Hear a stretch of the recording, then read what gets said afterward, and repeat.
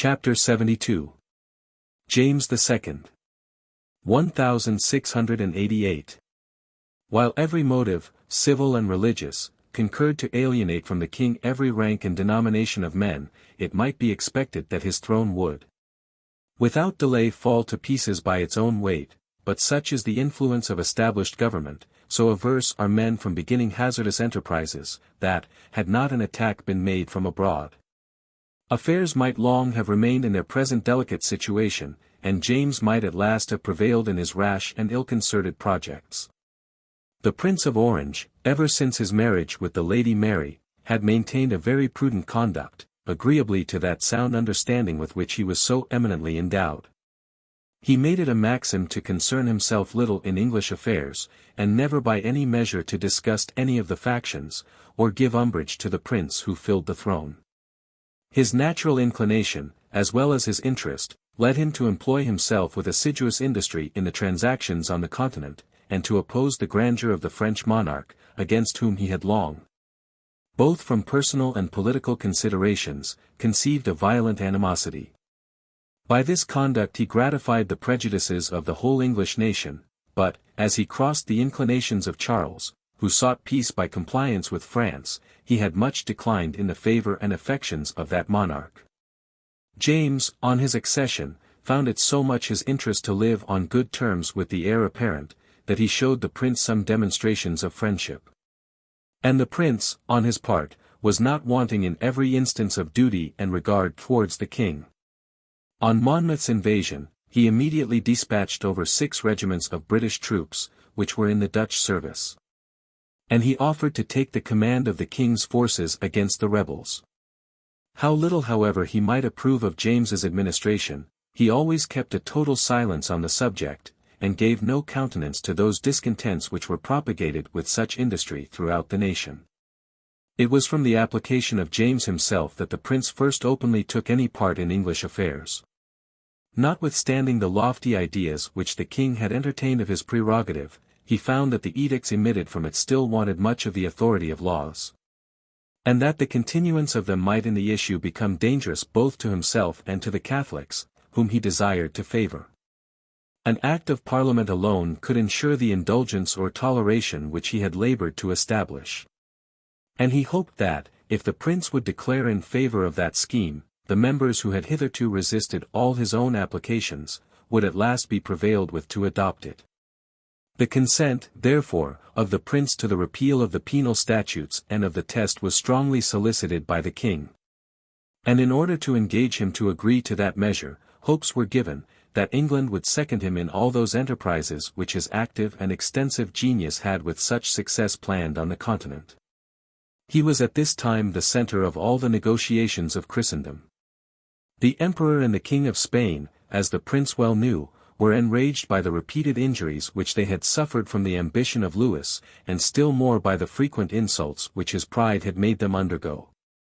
He was apprised of the influence of these monarchs over the Catholic princes of the empire. He had himself acquired great authority with the Protestant, and he formed a project of uniting Europe in one general league against the encroachments of France, which seemed so nearly to threaten the independence of all its neighbors.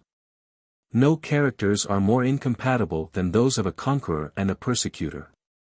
And Louis soon found, that besides his weakening France by the banishment of so many useful subjects, the refugees had inflamed all the Protestant rations against him, and had raised him enemies, who, in defense of their religion as well as liberty, were obstinately resolved to oppose his progress.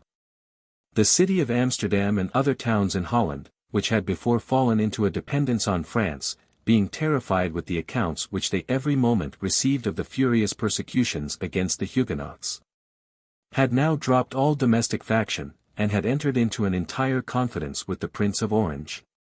The Protestant princes of the empire formed a separate league at Magdeburg for the defense of their religion. The English were anew enraged at the blind bigotry of their sovereign, and were disposed to embrace the most desperate resolutions against him. From a view of the state of Europe during this period, it appears that Louis, besides sullying an illustrious reign, had wantonly, by this persecution, raised invincible barriers to his arms, which otherwise it had been difficult, if not impossible, to resist. The Prince of Orange knew how to avail himself of all these advantages. By his intrigues and influence, there was formed at Augsburg a league, in which the whole empire united for its defense against the French monarch. Spain and Holland became parties in the alliance. The accession of Savoy was afterwards obtained. Sweden and Denmark seemed to favor the same cause. But though these numerous states composed the greater part of Europe, the League was still deemed imperfect and unequal to its end, so long as England maintained that neutrality in which she had hitherto persevered. James, though more prone to bigotry, was more sensible to his own and to national honor than his brother, and had he not been restrained by the former motive, he would have maintained with more spirit the interests and independence of his kingdoms. When a prospect, therefore, appeared of effecting his religious schemes by opposing the progress of France, he was not averse to that measure. And he gave his son-in-law room to hope, that, by concurring with his views in England, he might prevail with him to second those projects which the prince was so ambitious of promoting. A more tempting offer could not be made to a person of his enterprising character, but the objections to that measure, upon deliberation, appeared to him unsurmountable. The king, he observed, had incurred the hatred of his own subjects. Great apprehensions were entertained of his designs. The only resource which the nation saw, was in the future succession of the prince and princess, should he concur in those dreaded measures. He should draw on himself all the odium under which the king labored.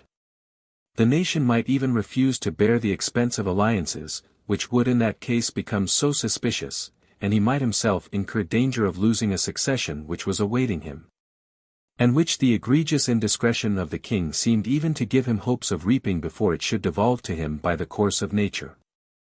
The prince, therefore, would go no further than to promise his consent to the repeal of the penal statutes, by which the nonconformists as well as Catholics were exposed to punishment, the test he deemed a security absolutely necessary for the established religion. The king did not remain satisfied with a single trial. There was one Stuart, a Scotch lawyer, who had been banished for pretended treasonable practices, but who had afterwards obtained a pardon, and had been recalled. By the king's directions, Stuart wrote several letters to Pensionary Fagel, with whom he had contracted an acquaintance in Holland. And besides urging all the motives for an unlimited toleration, he desired that his reasons should, in the king's name, be communicated to the Prince and Princess of Orange. Fagel during a long time made no reply. But finding that his silence was construed into an assent, he at last expressed his own sentiments and those of their highnesses. He said, that it was their fixed opinion, that no man, merely because he differed from the established faith, should ever, while he remained a peaceable subject, be exposed to any punishment, or even vexation, that the prince and princess gave heartily their consent for repealing legally all the penal statutes, as well those which had been enacted against the Catholics as against the Protestant nonconformists, and would concur with the king in any measure for that purpose, that the test was not to be considered as a penalty inflicted on the professors of any religion, but as a security provided for the established worship, that it was no punishment on men to be excluded from public offices, and to live peaceably on their own revenues or industry, that even in the United Provinces, which were so often cited as models of toleration, though all sects were admitted, yet civil offices were enjoyed by the professors of the established religion alone, that military commands, indeed, were sometimes bestowed on Catholics. But as they were conferred with great precaution, and still lay under the control of the magistrate, they could give no just reason for umbrage, and that their highnesses, however desirous of gratifying the king, and of endeavoring by every means to render his reign peaceable and happy, could not agree to any measure which would expose their religion to such imminent danger. When this letter was published, as it soon was, it inspired great courage into the Protestants of all denominations, and served to keep them united in their opposition to the encroachments of the Catholics. On the other hand, the king, who was not content with a simple toleration for his own religion, but was resolved that it should enjoy great credit, if not an absolute superiority, was extremely disgusted, and took every occasion to express his displeasure, as well against the Prince of Orange as the United Provinces. He gave the Algerine pirates, who preyed on the Dutch, a reception in his harbours, and liberty to dispose of their prizes. He revived some complaints of the East India Company with regard to the affair of Bantam. He required the 6 British regiments in the Dutch service to be sent over. He began to put his navy in a formidable condition. And from all his movements, the Hollanders entertained apprehensions that he sought only an occasion and pretence for making war upon them. The prince, in his turn, resolved to push affairs with more vigor, and to preserve all the English Protestants in his interests, as well as maintain them firm in their present union against the Catholics. He knew that men of education in England were, many of them, retained in their religion more by honor than by principle. And that, though every one was ashamed to be the first proselyte, yet if the example were once set by some eminent persons, interest would every day make considerable conversions to a communion which was so zealously encouraged by the sovereign. Dykvelt therefore was sent over as envoy to England. And the prince gave him instructions, besides publicly remonstrating on the conduct of affairs both at home and abroad, to apply in his name, after a proper manner, to every sect and denomination. To the church party he sent assurances of favor and regard, and protested, that his education in Holland had nowise prejudiced him against episcopal government. The nonconformists were exhorted not to be deceived by the fallacious caresses of a popish court, but to wait patiently till, in the fullness of time, laws enacted by Protestants should give them that toleration which, with so much reason, they had long demanded. Dykvelt executed his commission with such dexterity, that all orders of men cast their eyes towards Holland, and expected thence a deliverance from those dangers with which their religion and liberty were so nearly threatened. Many of the most considerable persons, both in church and state, made secret applications to Dykvelt, and through him to the Prince of Orange. Admiral Herbert too, though a man of great expense, and seemingly of little religion, had thrown up his employments, and had retired to the Hague, where he assured the prince of the disaffection of the seamen, by whom that admiral was extremely beloved. Admiral Russell, cousin german to the unfortunate lord of that name, passed frequently between England and Holland, and kept the communication open with all the great men of the Protestant party. Henry Sidney, brother to Algernon, and uncle to the Earl of Sunderland, came over under pretence of drinking the waters at Spa, and conveyed still stronger assurances of a universal combination against the measures of the king. Lord Dumlane, son of the Earl of Danby, being master of a frigate, made several voyages to Holland, and carried from many of the nobility tenders of duty, and even considerable sums of money, to the Prince of Orange. There remained, however, some reasons which retained all parties in awe, and kept them from breaking out into immediate hostility. The prince, on the one hand, was afraid of hazarding, by violent measures, an inheritance which the laws ensured to the princess. And the English Protestants, on the other, from the prospect of her succession, still entertained hopes of obtaining at last a peaceable and a safe redress of all their grievances. But when a son was born to the king, both the prince and the English nation were reduced to despair, and saw no resource but in a confederacy for their mutual interests. And thus the event which James had so long made the object of his most ardent prayers, and from which he expected the firm establishment of his throne, proved the immediate cause of his ruin and downfall. Zulestein, who had been sent over to congratulate the king on the birth of his son, brought back to the prince invitations from most of the great men in England, to assist them by his arms in the recovery of their laws and liberties. The Bishop of London, the Earls of Danby, Nottingham, Devonshire, Dorset, the Duke of Norfolk, the Lords Lovelace Delamere, Powlett, Eland, Mr. Hampden, Powell, Leicester, besides many eminent citizens of London. All these persons, though of opposite parties, concurred in their applications to the prince. The Whigs, suitably to their ancient principles of liberty, which had led them to attempt the Exclusion Bill, easily agreed to oppose a king, whose conduct had justified whatever his worst enemies had prognosticated concerning his succession. The Tories and the Church party, finding their past services forgotten, their rights invaded, their religion threatened, agreed to drop for the present all overstrained doctrines of submission, and attend to the great and powerful dictates of nature. The nonconformists, dreading the caresses of known and inveterate enemies, deemed the offers of toleration more secure from a prince educated in those principles, and accustomed to that practice. And thus all faction was for a time laid asleep in England, and rival parties, forgetting their animosity, had secretly concurred in a design of resisting their unhappy and misguided sovereign. The Earl of Shrewsbury, who had acquired great popularity by deserting, at this time, the Catholic religion, in which he had been educated, left his regiment, mortgaged his estate for £40,000, and made a tender of his sword and purse to the Prince of Orange. Lord Wharton, notwithstanding his age and infirmities, had taken a journey for the same purpose. Lord Mordaunt was at The Hague, and pushed on the enterprise with that ardent and courageous spirit for which he was so eminent. Even Sunderland, the king's favourite minister, is believed to have entered into a correspondence with the prince, and, at the expense of his own honour and his master's interests, to have secretly favoured a cause which, he foresaw, was likely soon to predominate. The prince was easily engaged to yield to the applications of the English, and to embrace the defence of a nation which, during its present fears and distresses, regarded him as its sole protector.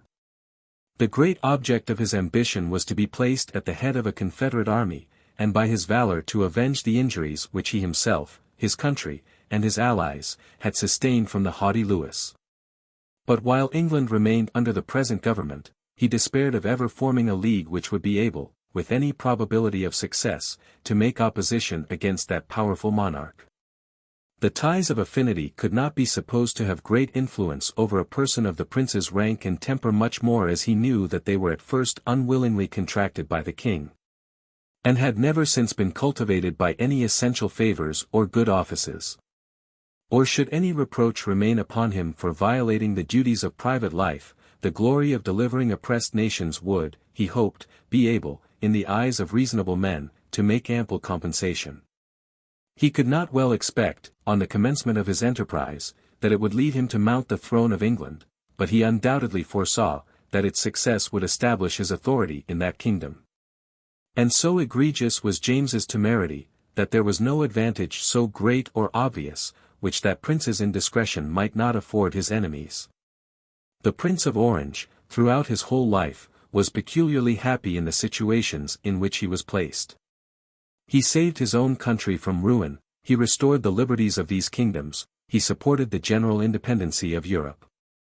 And thus, though his virtue, it is confessed, be not the purest which we meet with in history, it will be difficult to find any person whose actions and conduct have contributed more eminently to the general interests of society and of mankind. The time when the prince entered on his enterprise was well chosen. As the people were then in the highest ferment on account of the insult which the imprisonment and trial of the bishops had put upon the Church, and indeed upon all the Protestants of the nation. His method of conducting his preparations was no less wise and politic. Under other pretenses he had beforehand made considerable augmentations to the Dutch navy, and the ships were at that time lying in harbour. Some additional troops were also levied, and sums of money raised for other purposes, were diverted by the prince to the use of this expedition. The states had given him their entire confidence. And partly from terror of the power of France, partly from disgust at some restraints laid on their commerce in that kingdom, were sensible how necessary success in this enterprise was become to their domestic happiness and security. Many of the neighbouring princes regarded him as their guardian and protector, and were guided by him in all their counsels. He held conferences with Castanaga, governor of the Spanish Netherlands, with the electors of Brandenburg and Saxony, with the Landgrave of Hesse-Kassel, and with the whole house of Lunenburg. It was agreed that these princes should replace the troops employed against England, and should protect the United Provinces during the absence of the Prince of Orange. Their forces were already on their march for that purpose. A considerable encampment of the Dutch army was formed at Nimeguen, every place was in movement, and though the roots of this conspiracy reached from one end of Europe to the other. So secret were the prince's counsels, and so fortunate was the situation of affairs, that he could still cover his preparations under other pretenses. And little suspicion was entertained of his real intentions.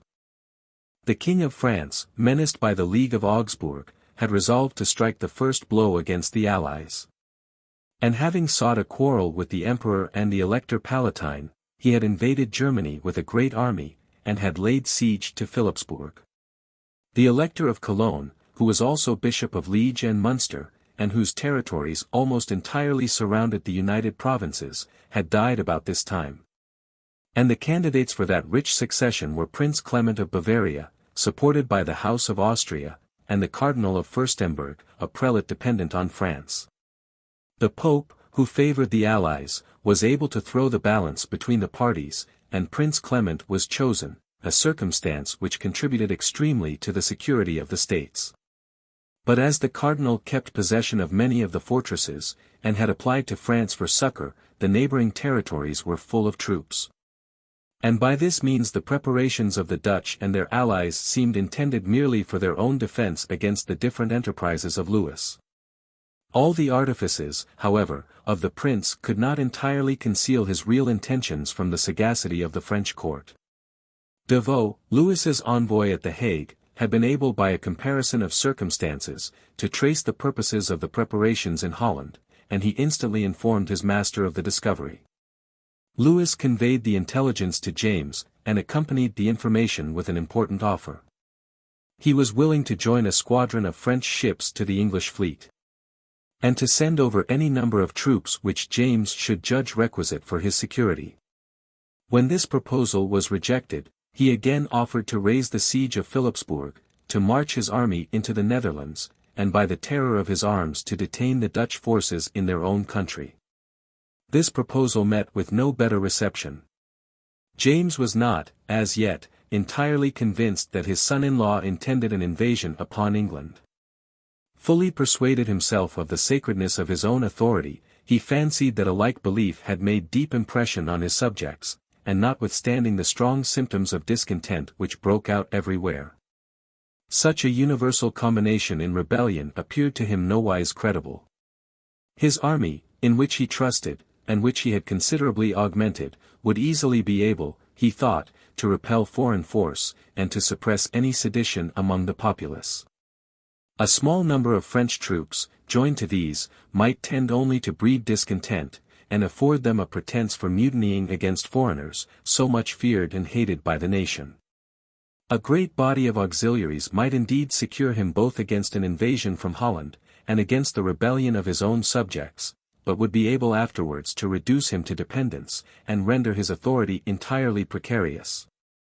Even the French invasion of the Low Countries might be attended with dangerous consequences, and would suffice, in these jealous times, to revive the old suspicion of a combination against Holland, and against the Protestant religion, a suspicion which had already produced such discontents in England. These were the views suggested by Sunderland, and it must be confessed, that the reasons on which they were founded were sufficiently plausible. As indeed the situation to which the king had reduced himself was, to the last degree, delicate and perplexing. Still Louis was unwilling to abandon a friend and ally, whose interests he regarded as closely connected with his own.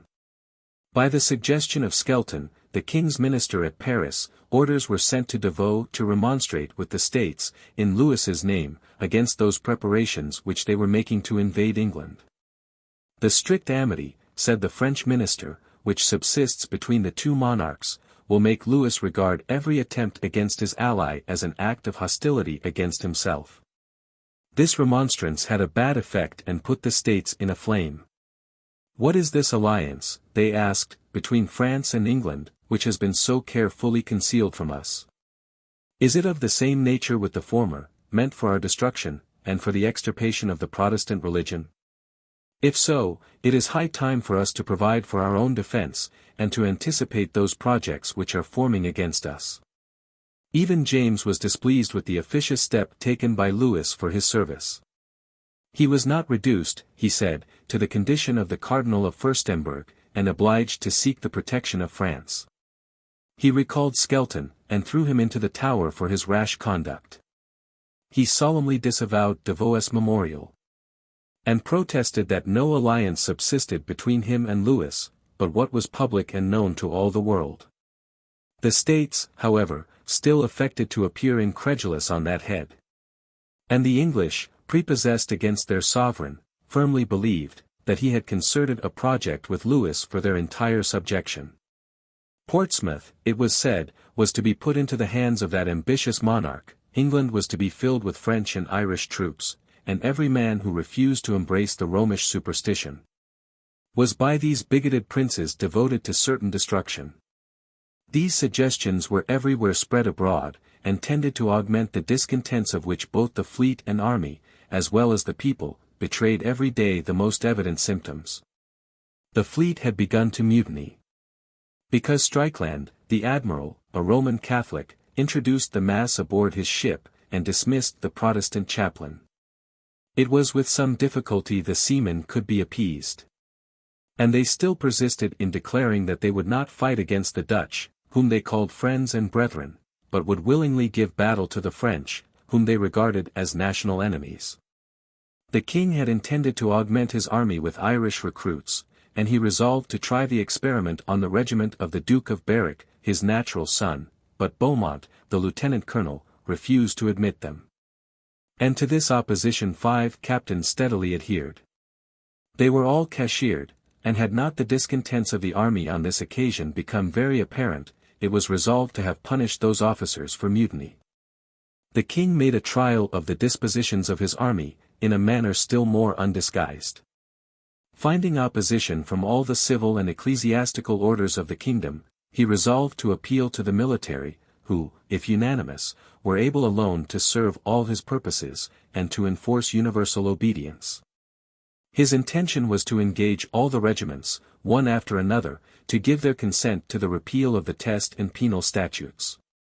And accordingly, the major of Lichfields drew out the battalion before the king, and told them, that they were required either to enter into his Majesty's views in these particulars, or to lay down their arms. James was surprised to find that, 2 captains and a few popish soldiers excepted, the whole battalion immediately embraced the latter part of the alternative. For some time he remained speechless. But having recovered from his astonishment, he commanded them to take up their arms, adding with a sullen, discontented air, that for the future, he would not do them the honor to apply for their approbation. While the king was dismayed with these symptoms of general disaffection, he received a letter from the Marquis of Albeville, his minister at the Hague, which informed him with certainty that he was soon to look for a powerful invasion from Holland. And that pensionary Fagel had at length acknowledged, that the scope of all the Dutch naval preparations was to transport forces into England. Though James could reasonably expect no other intelligence, he was astonished at the news, he grew pale, and the letter dropped from his hand, his eyes were now opened, and he found himself on the brink of a frightful precipice, which his delusions had hitherto concealed from him. His ministers and counsellors, equally astonished, saw no resource but in a sudden and precipitate retraction of all those fatal measures by which he had created to himself so many enemies, foreign and domestic. He paid court to the Dutch, and offered to enter into any alliance with them for common security. He replaced in all the counties the deputy lieutenants and justices who had been deprived of their commissions for their adherence to the test and the penal laws. He restored the charters of London, and of all the corporations. He annulled the Court of Ecclesiastical Commission. He took off the Bishop of London's suspension. He reinstated the expelled president and fellows of Magdalen College, and he was even reduced to caress those bishops whom he had so lately prosecuted and insulted.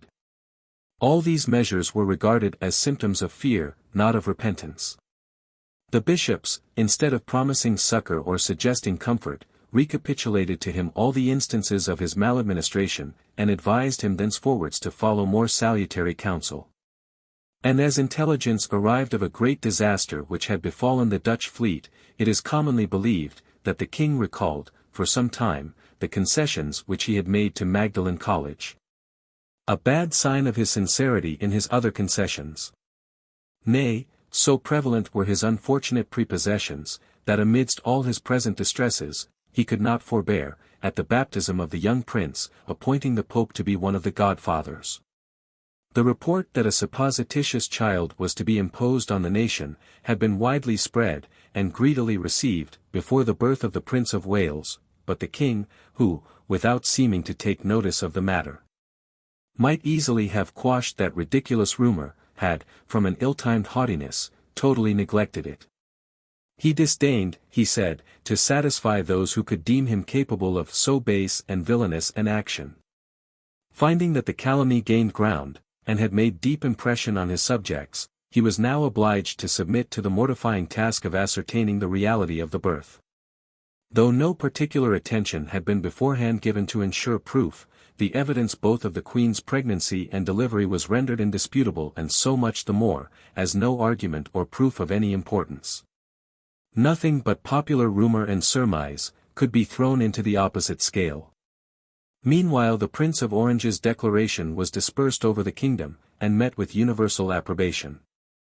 All the grievances of the nation were there enumerated: the dispensing and suspending power, the court of ecclesiastical commission, the filling of all offices with Catholics, and the raising of a Jesuit to be privy councillor, the open encouragement given to popery, by building everywhere churches, colleges, and seminaries for that sect, the displacing of judges, if they refused to give sentence according to orders received from court, the annulling of the charters of all the corporations, and the subjecting of elections to arbitrary will and pleasure, the treating of petitions, even the most modest, and from persons of the highest rank, as criminal and seditious, the committing of the whole authority of Ireland, civil and military, into the hands of papists, the assuming of an absolute power over the religion and laws of Scotland, and openly exacting in that kingdom an obedience without reserve, and the violent presumptions against the legitimacy of the Prince of Wales.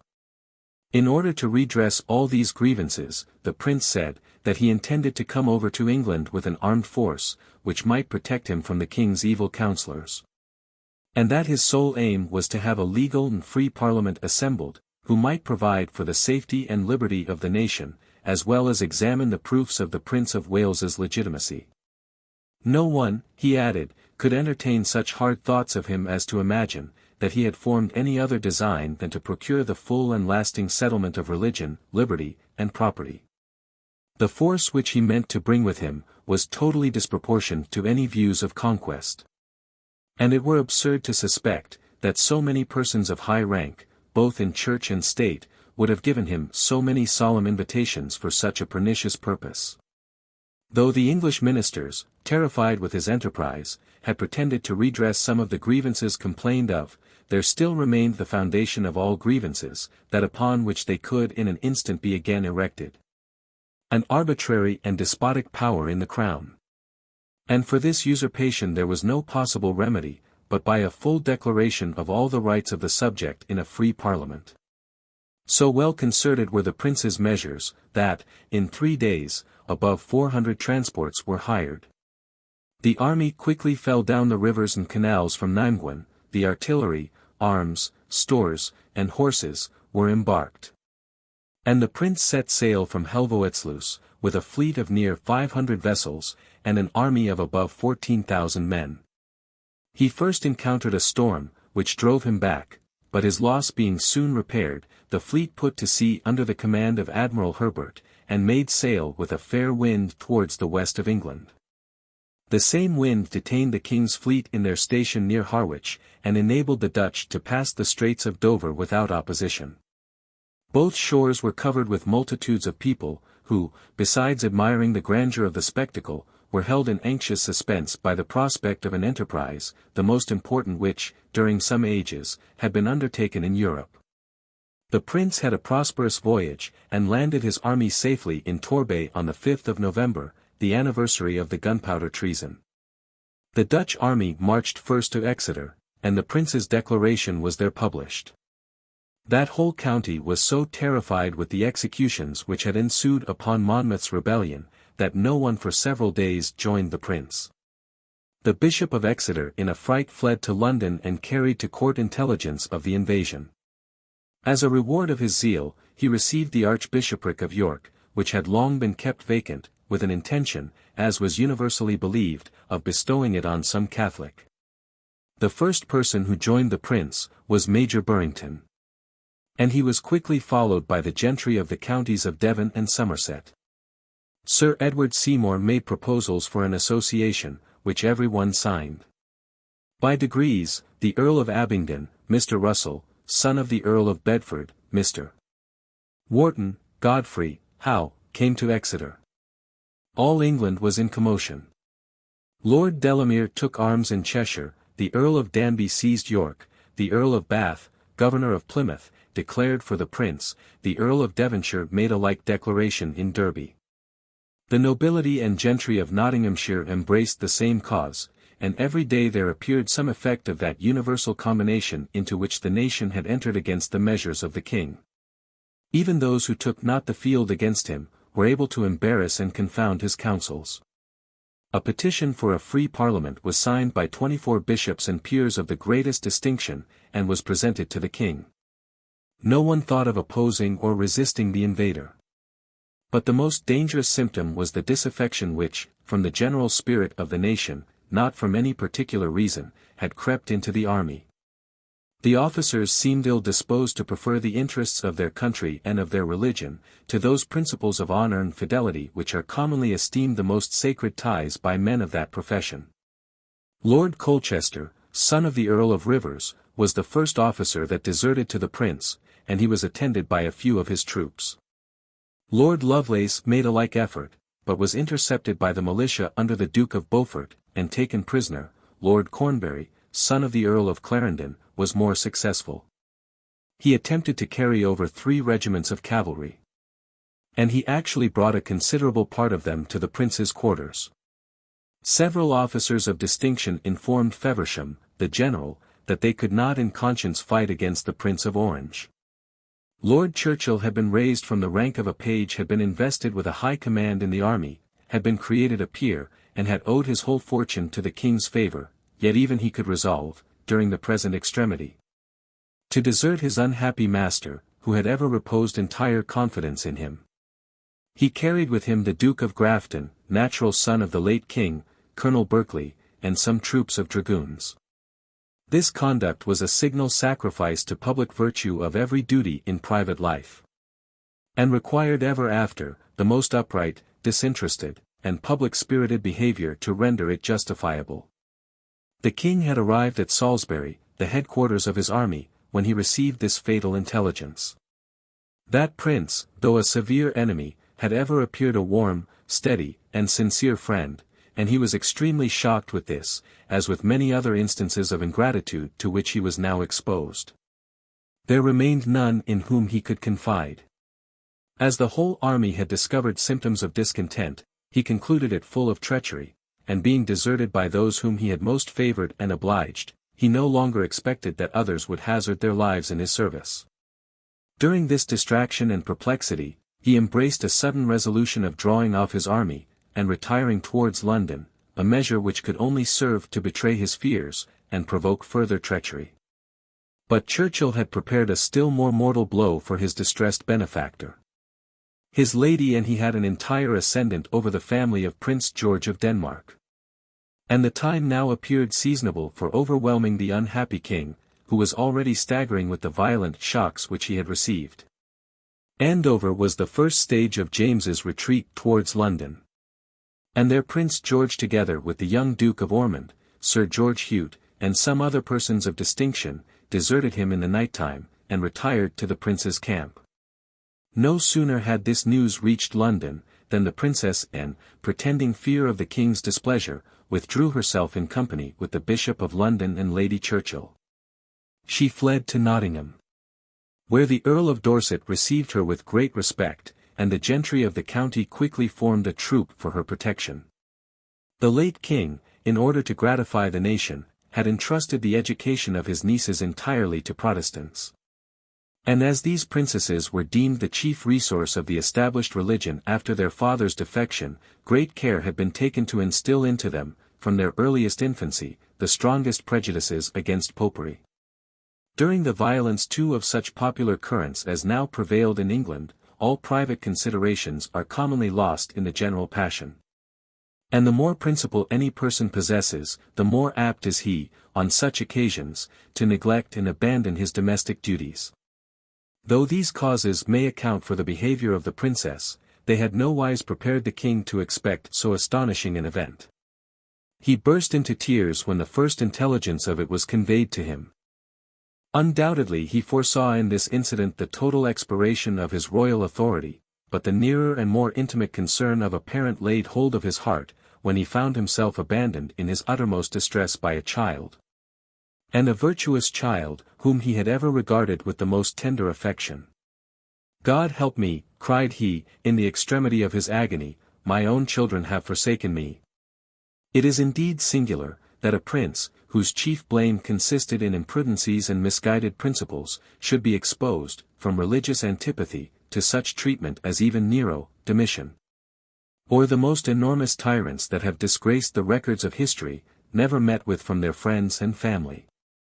So violent were the prejudices which at this time prevailed, that this unhappy father, who had been deserted by his favorite child, was believed, upon her disappearing, to have put her to death, and it was fortunate that the truth was timely discovered, otherwise the populace, even the king's guards themselves, might have been engaged, in revenge, to commence a massacre of the priests and Catholics. The king's fortune now exposed him to the contempt of his enemies, and his behavior was not such as could gain him the esteem of his friends and adherents. Unable to resist the torrent, he preserved not presence of mind in yielding to it, but seemed in this emergence as much depressed with adversity, as he had before been vainly elated by prosperity.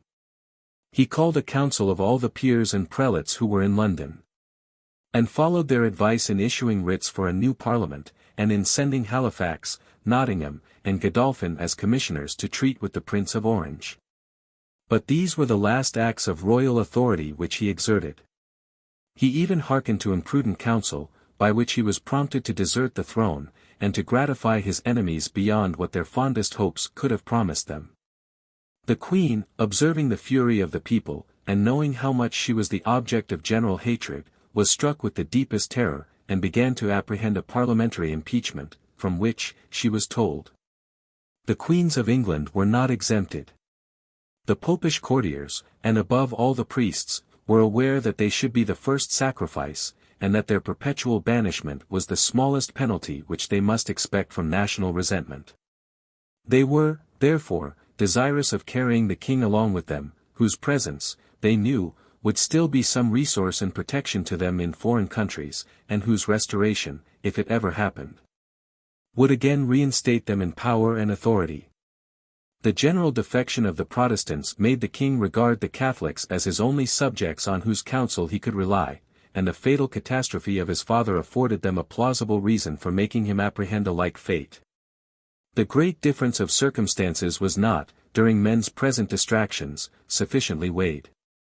Even after the people were inflamed by a long civil war, the execution of Charles I could not be deemed a national deed. It was perpetrated by a fanatical army pushed on by a daring and enthusiastic leader, and the whole kingdom had ever entertained, and did still entertain, a violent abhorrence against that enormity. The situation of public affairs, therefore, no more resembled what it was 40 years before, than the Prince of Orange, either in birth, character, fortune, or connections, could be supposed a parallel to Cromwell. The emissaries of France, and among the rest Barillon, the French ambassador, were busy about the king, and they had entertained a very false notion, which they instilled into him, that nothing would more certainly retard the public settlement, and beget universal confusion, than his deserting the kingdom. The Prince of Orange had with good reason embraced a contrary opinion, and he deemed it extremely difficult to find expedients for securing the nation, so long as the king kept possession of the crown. Actuated, therefore, by this public motive, and no less, we may well presume, by private ambition, he was determined to use every expedient which might intimidate the king, and make him quit that throne which he himself was alone enabled to fill. He declined a personal conference with James's commissioners, and sent the Earls of Clarendon and Oxford to treat with them. The terms which he proposed implied almost a present participation of the sovereignty, and he stopped not a moment the march of his army towards London. The news which the king received from all quarters, served to continue the panic into which he was fallen, and which his enemies expected to improve to their advantage. Colonel Copel, deputy governor of Hull, made himself master of that important fortress, and threw into prison Lord Langdale, the governor, a Catholic, together with Lord Montgomery, a nobleman of the same religion. The town of Newcastle received Lord Lumley, and declared for the Prince of Orange and a free parliament. The Duke of Norfolk, Lord Lieutenant of the county of that name, engaged it in the same measure. The prince's declaration was read at Oxford by the Duke of Ormond, and was received with great applause by that loyal university, who also made an offer of their plate to the prince. Every day some person of quality or distinction, and among the rest the Duke of Somerset, went over to the enemy. A violent declaration was dispersed in the prince's name, but without his participation, in which every one was commanded to seize and punish all papists, who, contrary to law, pretended either to carry arms or exercise any act of authority. It may not be unworthy of notice that a merry ballad, called Lillabolero, being at this time published in derision of the papists and the Irish, it was greedily received by the people, and was sung by all ranks of men, even by the king's army, who were strongly seized with the national spirit. This incident both discovered and served to increase the general discontent of the kingdom. The contagion of mutiny and disobedience had also reached Scotland, whence the regular forces, contrary to the advice of Balcarras the treasurer, were withdrawn, in order to reinforce the English army. The Marquis of Athole, together with Viscount Tarbat and others, finding the opportunity favourable, began to form intrigues against Perth, the Chancellor, and the Presbyterians and other malcontents flocked from all quarters to Edinburgh. The Chancellor, apprehensive of the consequences, found it expedient to abscond, and the populace, as if that event were a signal for their insurrection, immediately rose in arms, and rifled the Popish chapel in the king's palace. All the Catholics, even all the zealous royalists, were obliged to conceal themselves. And the Privy Council, instead of their former submissive strains of address to the king, and violent edicts against their fellow subjects, now made applications to the Prince of Orange, as the restorer of law and liberty. The king, every moment alarmed more and more by these proofs of a general disaffection, not daring to repose trust in any but those who were exposed to more danger than himself, agitated by disdain towards ingratitude, by indignation against disloyalty, impelled by his own fears and those of others, precipitately embraced the resolution of escaping into France. And he sent off beforehand the Queen and the infant prince, under the conduct of Count Lauzun, an old favourite of the French monarch. He himself disappeared in the night time, attended only by Sir Edward Hales, and made the best of his way to a ship which waited for him near the mouth of the river. As if this measure had not been the most grateful to his enemies of any that he could adopt, he had carefully concealed his intention from all the world. And nothing could equal the surprise which seized the city, the court, and the kingdom, upon the discovery of this strange event. Men beheld, all of a sudden, the reins of government thrown up by the hand which held them, and saw none who had any right, or even pretension, to take possession of them. The more effectually to involve everything in confusion, the king appointed not any one who should, in his absence, exercise any part of the administration. He threw the Great Seal into the river, and he recalled all those writs which had been issued for the election of the new Parliament.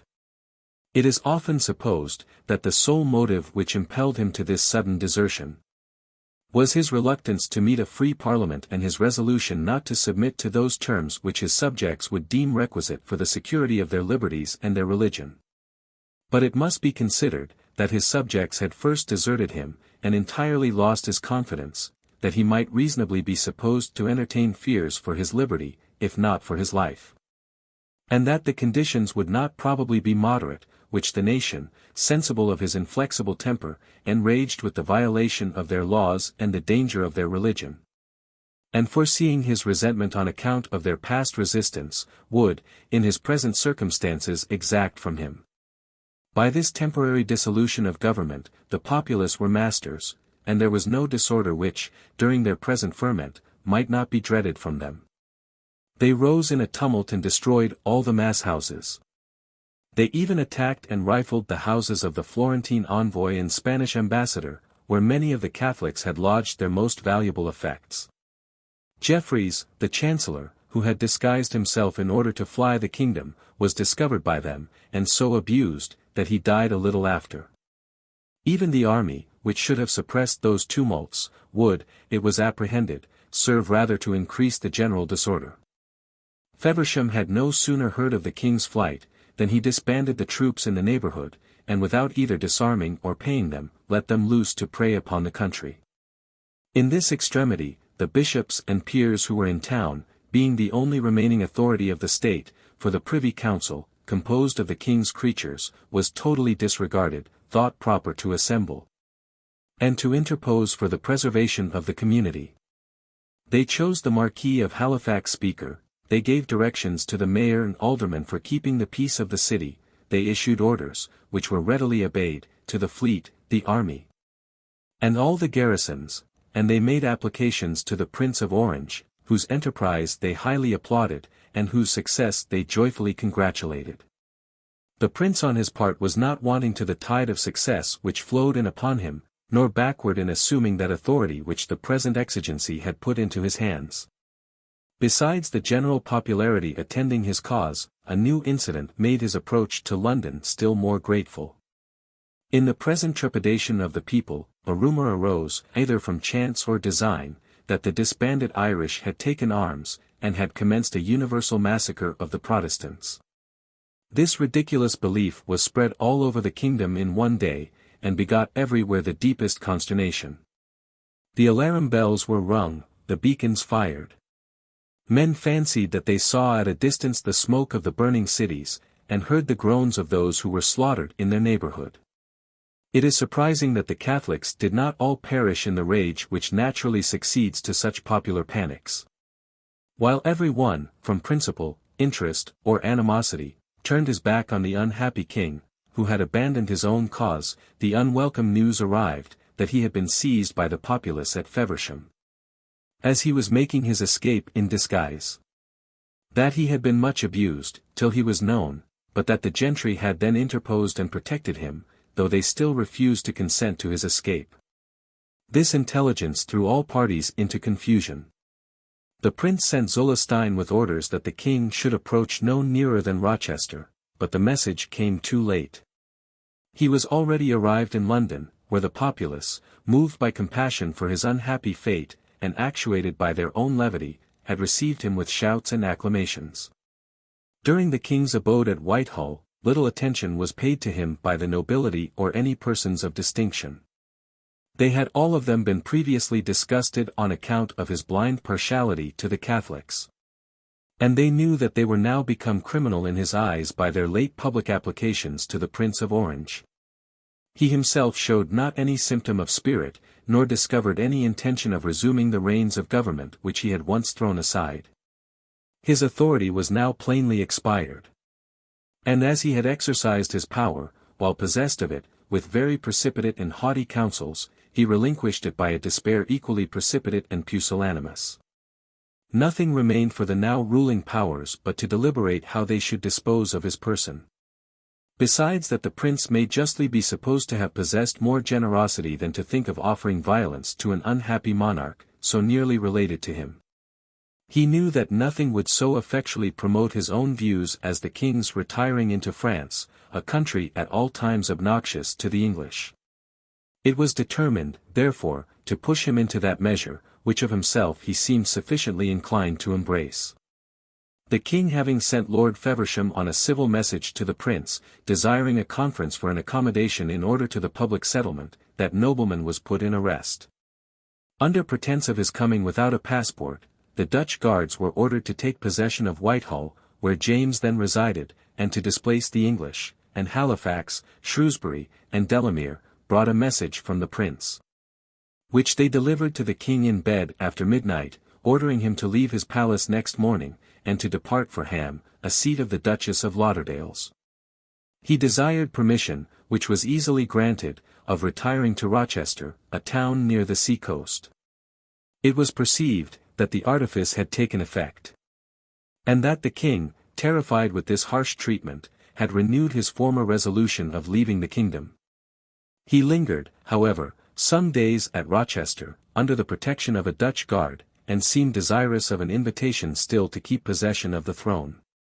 He was undoubtedly sensible, that as he had at first trusted too much to his people's loyalty, and, in confidence of their submission, had offered the greatest violence to their principles and prejudices, so had he, at last, on finding his disappointment, gone too far in the other extreme, and had hastily supposed them destitute of all sense of duty or allegiance.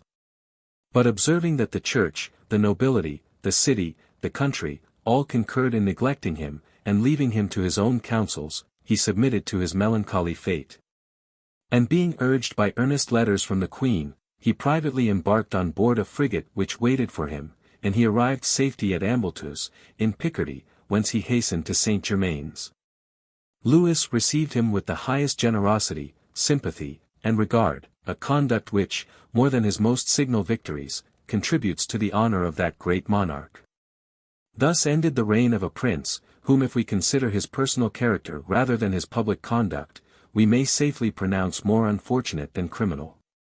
He had many of those qualities which form a good citizen, even some of those which, had they not been swallowed up in bigotry and arbitrary principles, served to compose a good sovereign. In domestic life, his conduct was irreproachable, and is entitled to our approbation. Severe, but open in his enmities, steady in his counsels, diligent in his schemes, brave in his enterprises, faithful, sincere, and honorable in his dealings with all men. Such was the character with which the Duke of York mounted the throne of England. In that high station, his frugality of public money was remarkable, his industry exemplary, his application to naval affairs successful, his encouragement of trade judicious.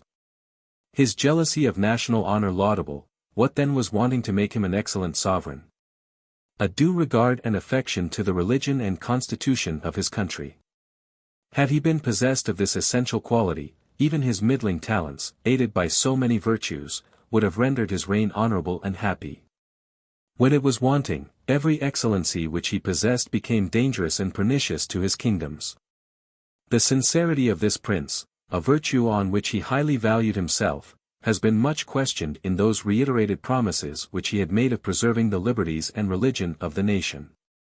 It must be confessed, that his reign was almost one continued invasion of both.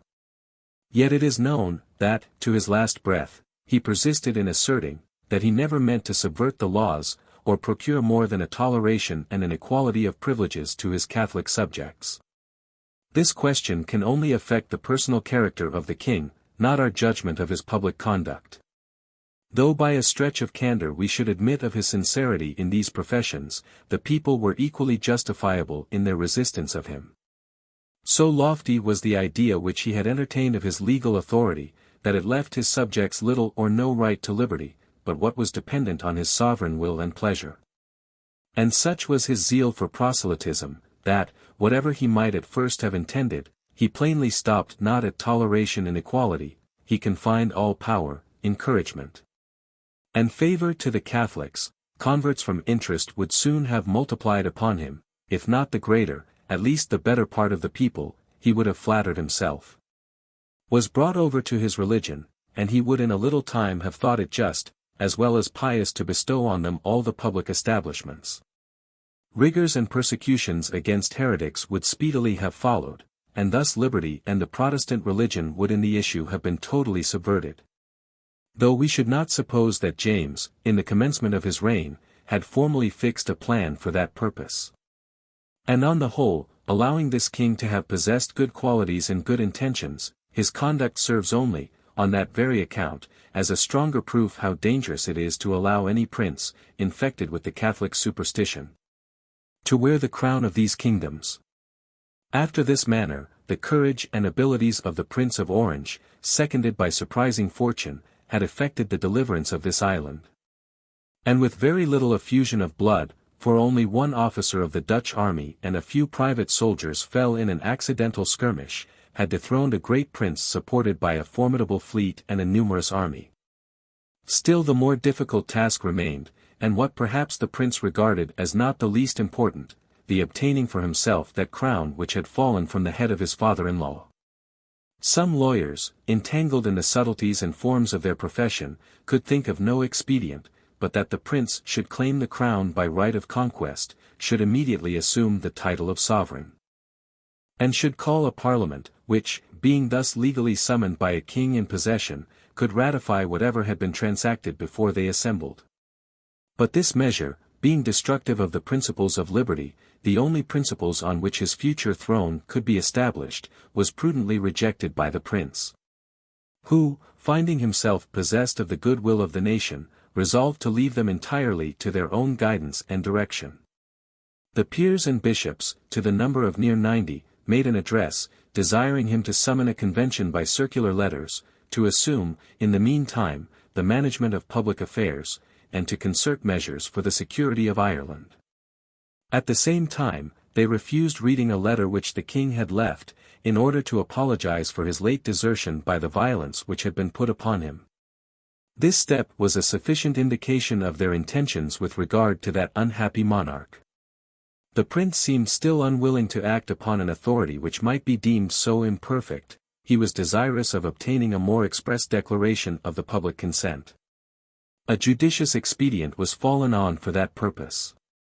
All the members who had sitten in the House of Commons during any Parliament of Charles II, the only parliaments whose election was regarded as free, were invited to meet.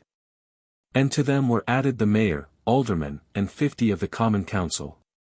This was regarded as the most proper representative of the people that could be summoned during the present emergence.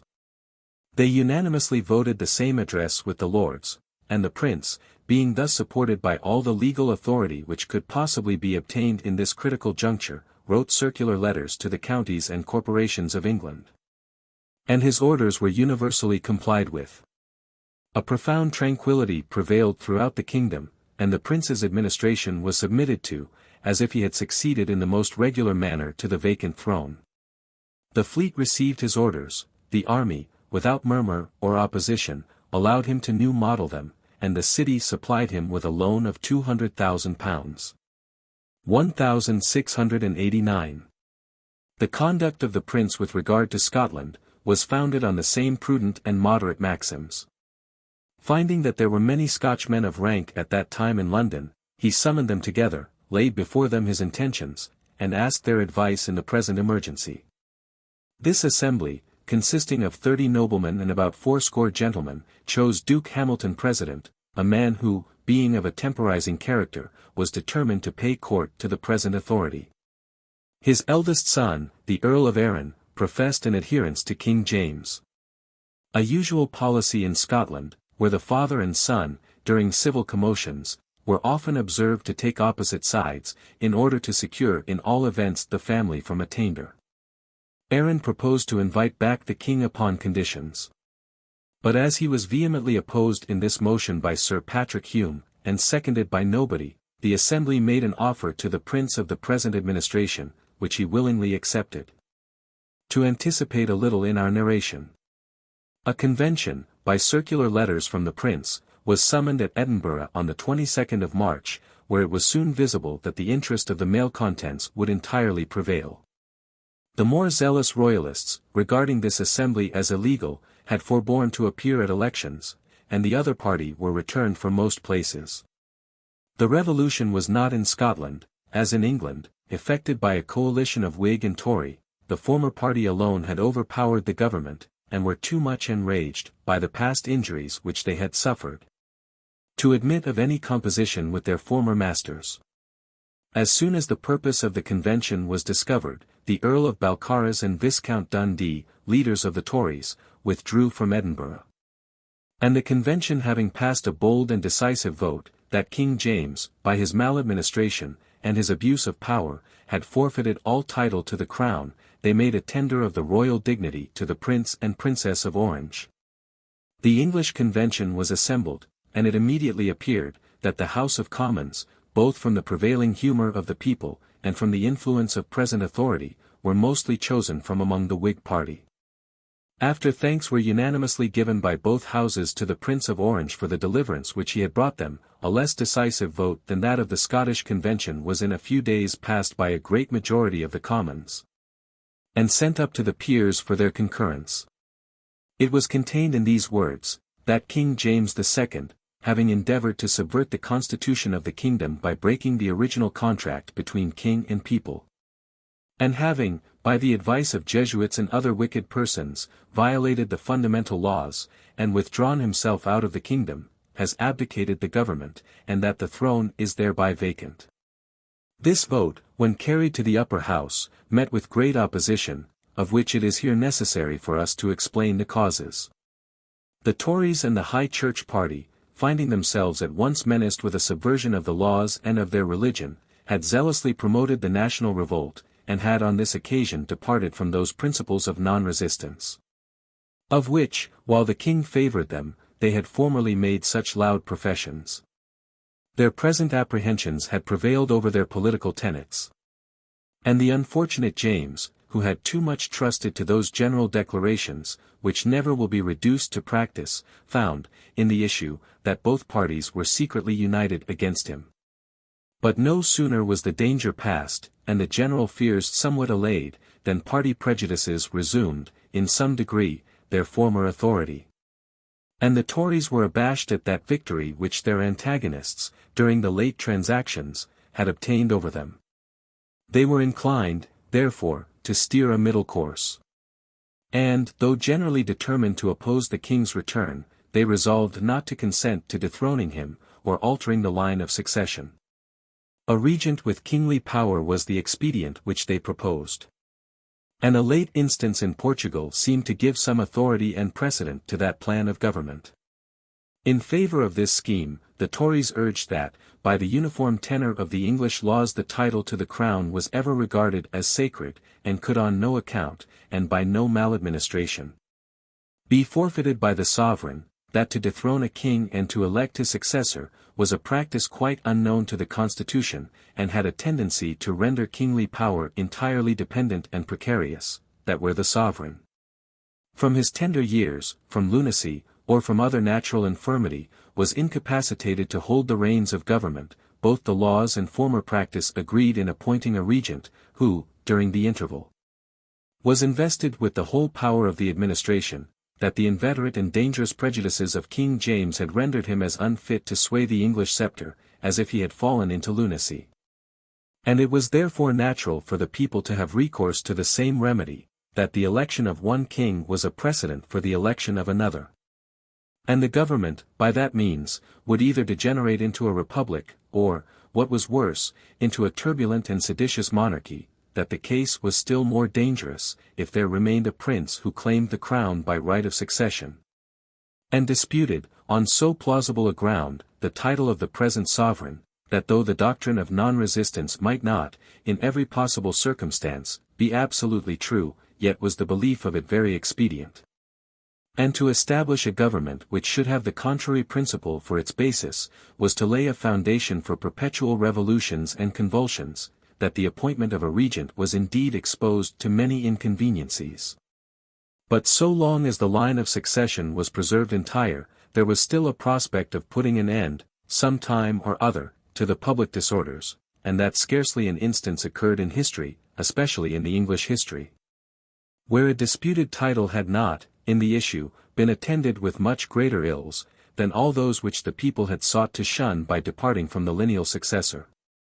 The leaders of the Whig party, on the other hand, asserted that if there were any ill in the precedent, that ill would result as much from establishing a regent, as from dethroning one king and appointing his successor.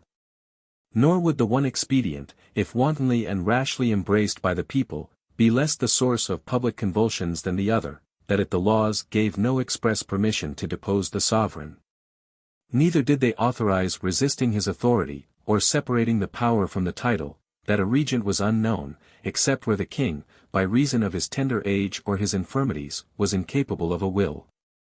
And in that case, his will was supposed to be involved in that of the regent, that it would be the height of absurdity to try a man for acting upon a commission received from a prince whom we ourselves acknowledge to be the lawful sovereign.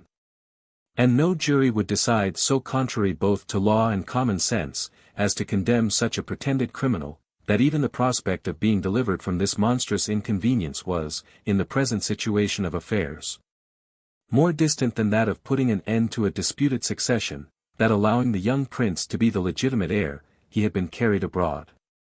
He would be educated in principles destructive of the constitution and established religion, and he would probably leave a son liable to the same insuperable objection, that if the whole line were cut off by law, the people would in time forget or neglect their claim.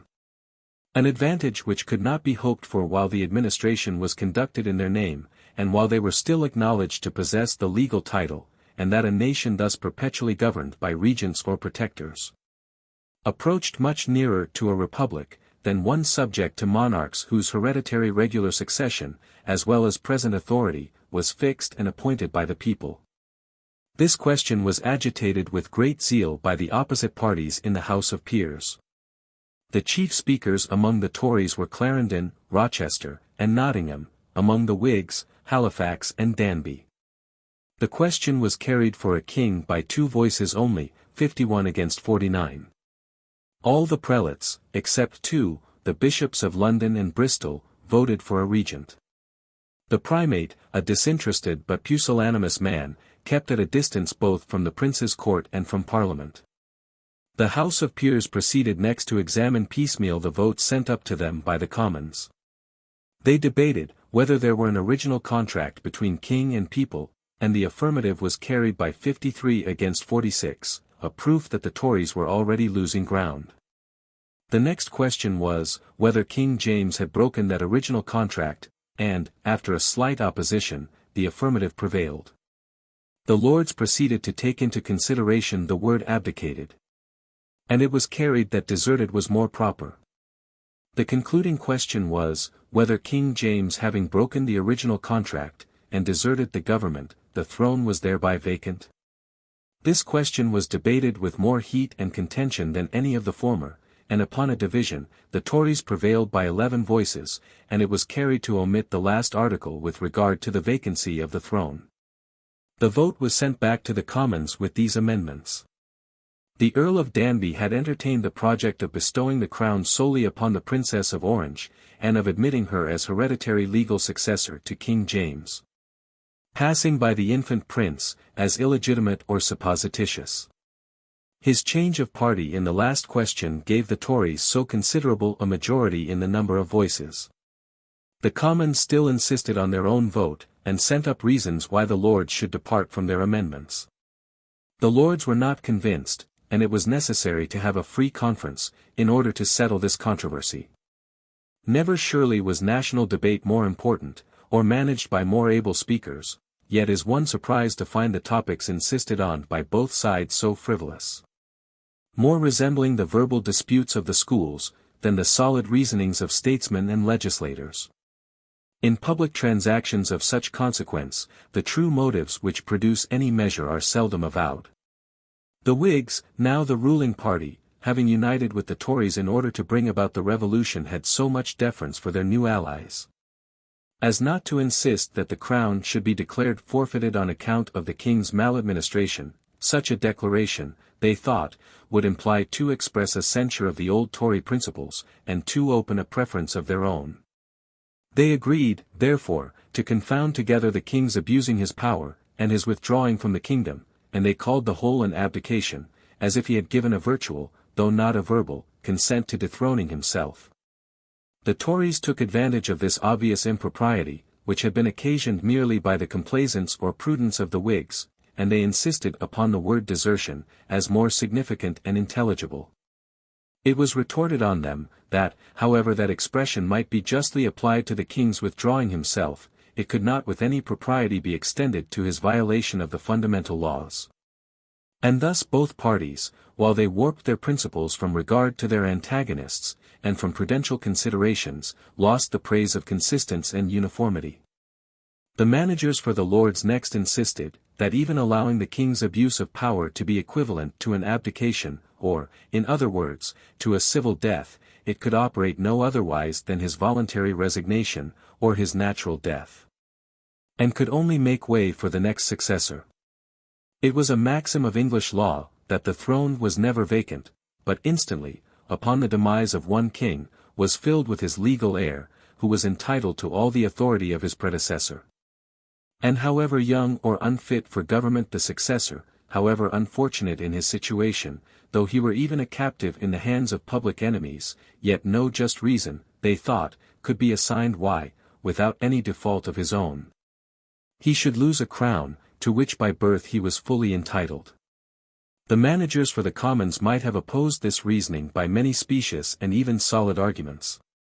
They might have said, that the great security for allegiance being merely opinion, any scheme of settlement should be adopted in which it was most probable the people would acquiesce and persevere, that though Upon the natural death of a king whose administration had been agreeable to the laws, many and great inconveniences would be endured, rather than exclude his lineal successor, yet the case was not the same when the people had been obliged, by their revolt, to dethrone a prince whose illegal measures had, in every circumstance, violated the constitution, that in these extraordinary revolutions, the government reverted, in some degree, to its first principles.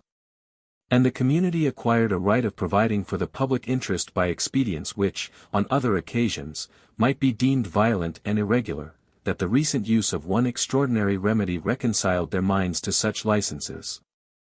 Then if the government had run the people to the practice of another, and more familiarized on in its usual tenor, and that King James, having carried abroad his son, as well as withdrawn himself, had given such just provocation to the kingdom, had voluntarily involved it in such difficulties, that the interests of his family were justly sacrificed to the public settlement and tranquillity.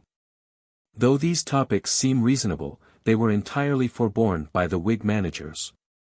Both because they implied an acknowledgment of the infant prince's legitimacy, which it was agreed to keep in obscurity, and because they contained too express a condemnation of Tory principles. They were content to maintain the vote of the Commons by shifts and evasions, and both sides parted at last without coming to any agreement. But it was impossible for the public to remain long in the present situation. The perseverance, therefore, of the lower house obliged the Lords to comply. And, by the desertion of some peers to the Whig party, the vote of the Commons, without any alteration, passed by a majority of 15 in the upper house, and received the sanction of every part of the legislature which then subsisted. It happens unluckily for those who maintain an original contract between the magistrate and people, that great revolutions of government, and new settlements of civil constitutions, are commonly conducted with such violence, tumult, and disorder, that the public voice can scarcely ever be heard. And the opinions of the citizens are at that time less attended to than even in the common course of administration. The present transactions in England, it must be confessed, are a singular exception to this observation. The new elections had been carried on with great tranquillity and freedom. The prince had ordered the troops to depart from all the towns where the voters assembled, a tumultuary petition to the two houses having been promoted, he took care, though the petition was calculated for his advantage, effectually to suppress it. He entered into no intrigues either with the electors or the members, he kept himself in a total silence, as if he had been nowise concerned in these transactions, and so far from forming cabals with the leaders of parties, he disdained even to bestow caresses on those whose assistance might be useful to him. This conduct was highly meritorious, and discovered great moderation and magnanimity. Even though the prince unfortunately, through the whole course of his life, and on every occasion, was noted for an address so cold, dry, and distant, that it was very difficult for him, on account of any interest, to soften or familiarize it. At length the prince deigned to break silence, and to express, though in a private manner, his sentiments on the present situation of affairs. He called together Halifax, Shrewsbury, Danby, and a few more. And he told them, that, having been invited over to restore their liberty, he had engaged in this enterprise, and had at last happily effected his purpose, that it belonged to the Parliament, now chosen and assembled with freedom, to concert measures for the public settlement. And he pretended not to interpose in their determinations, that he heard of several schemes proposed for establishing the government. Some insisted on a regent. Others were desirous of bestowing the crown on the princess. It was their concern alone to choose the plan of administration most agreeable or advantageous to them, that if they judged it proper to settle a regent. He had no objection, he only thought it incumbent on him to inform them, that he was determined not to be the regent, nor ever to engage in a scheme which, he knew, would be exposed to such insuperable difficulties, that no man could have a juster or deeper sense of the princess's merit than he was impressed with. But he would rather remain a private person, than enjoy a crown which must depend on the will or life of another, and that they must therefore make account, if they were inclined to either of these two plans of settlement, that it would be totally out of his power to assist them in carrying it into execution. His affairs abroad were too important to be abandoned for so precarious a dignity. or even to allow him so much leisure as would be requisite to introduce order into their disjointed government. These views of the prince were seconded by the princess herself, who, as she possessed many virtues, was a most obsequious wife to a husband who, in the judgment of the generality of her sex, would have appeared so little attractive and amiable. All considerations were neglected, when they came in competition with what she deemed her duty to the prince. When Danby and others of her partisans wrote her an account of their schemes and proceedings, she expressed great displeasure, and even transmitted their letters to her husband, as a sacrifice to conjugal fidelity. The princess and also concurred in the same plan for the public settlement, and being promised an ample revenue, was content to be postponed in the succession to the crown. And as the title of her infant brother was, in the present establishment, entirely neglected, she might, on the whole, deem herself, in point of interest, a gainer by this revolution. The chief parties, therefore, being agreed, the convention passed a bill, in which they settled the crown on the Prince and Princess of Orange, the sole administration to remain in the prince, the Princess of Denmark to succeed after the death of the Prince and Princess of Orange, her posterity after those of the princess, but before those of the prince by any other wife. The convention annexed to this settlement of the crown a declaration of rights, where all the points which had of late years been disputed between the king and people, were finally determined. And the powers of royal prerogative were more narrowly circumscribed and more exactly defined, than in any former period of the English government. Thus have we seen, through the course of 4 reigns, a continual struggle maintained between the crown and the people. Privilege and prerogative were ever at variance, and both parties, beside the present object of dispute, had many latent claims, which, on a favorable occasion, they produced against their adversaries. Governments too steady and uniform as they are seldom free, so are they, in the judgment of some attended with another sensible inconvenience, they abate the active powers of men, depress courage, invention, and genius, and produce a universal lethargy in the people. Though this opinion may be just, the fluctuation and contest, it must be allowed, of the English government, were, during these reigns, much too violent both for the repose and safety of the people. Foreign affairs, at that time, were either entirely neglected, or managed to pernicious purposes, and in the domestic administration there was felt a continued fever, either secret or manifest, sometimes the most furious convulsions and disorders. The Revolution forms a new epoch in the Constitution, and was probably attended with consequences more advantageous to the people, than barely freeing them from an exceptionable administration. By deciding many important questions in favor of liberty, and still more by that great precedent of deposing one king, and establishing a new family, it gave such an ascendant to popular principles, as has put the nature of the English Constitution beyond all controversy. And it may justly be affirmed, without any danger of exaggeration, that we in this island have ever since enjoyed, if not the best system of government, at least the most entire system of liberty, that ever was known amongst mankind.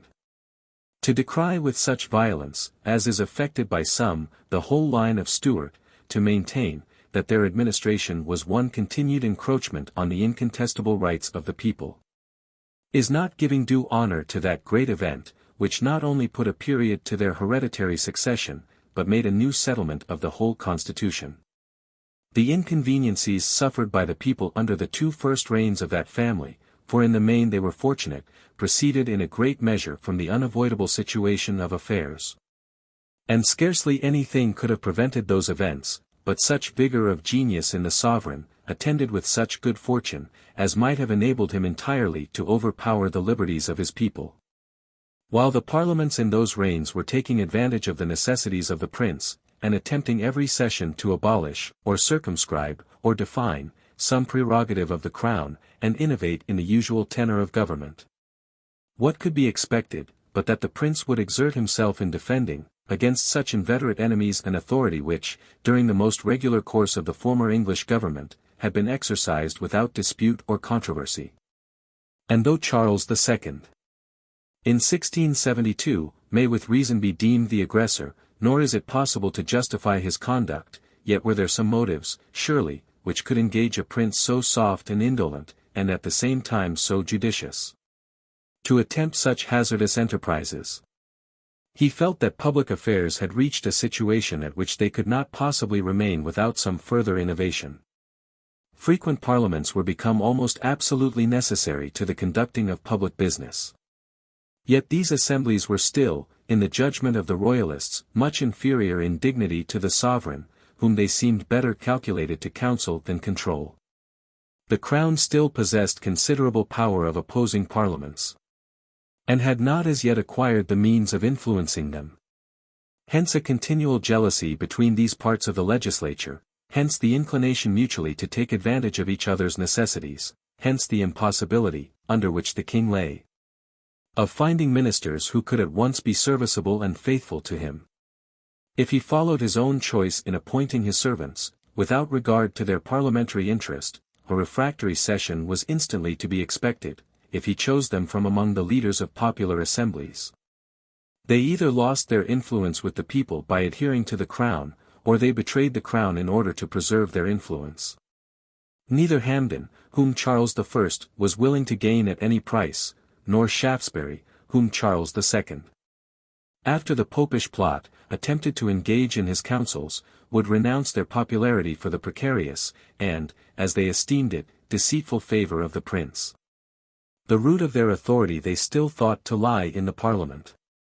And as the power of that assembly was not yet uncontrollable, they still resolved to augment it, though at the expense of the royal prerogatives.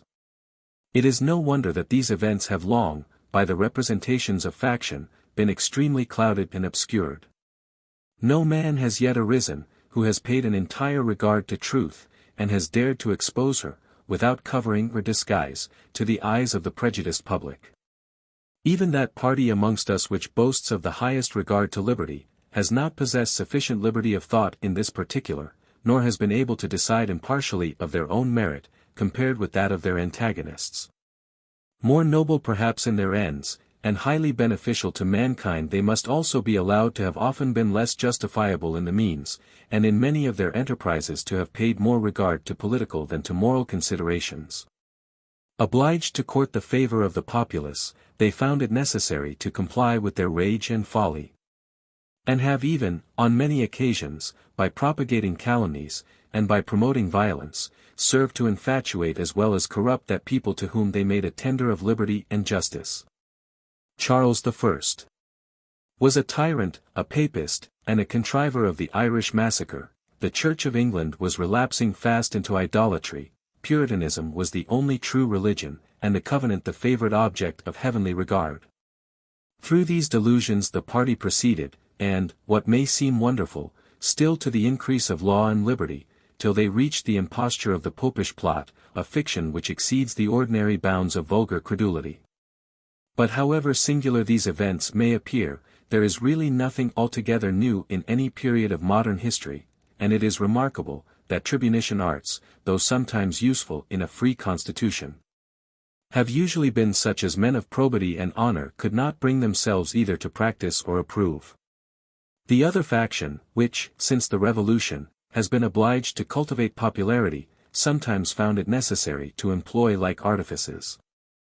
The Whig party, for a course of near 70 years, has, almost without interruption, enjoyed the whole authority of government, and no honours or offices could be obtained but by their countenance and protection. But this event, which in some particulars has been advantageous to the state, has proved destructive to the truth of history, and has established many gross falsehoods, which it is unaccountable how any civilized nation could have embraced with regard to its domestic occurrences. Compositions the most despicable, both for style and matter, have been extolled, and propagated, and read, as if they had equalled the most celebrated remains of antiquity.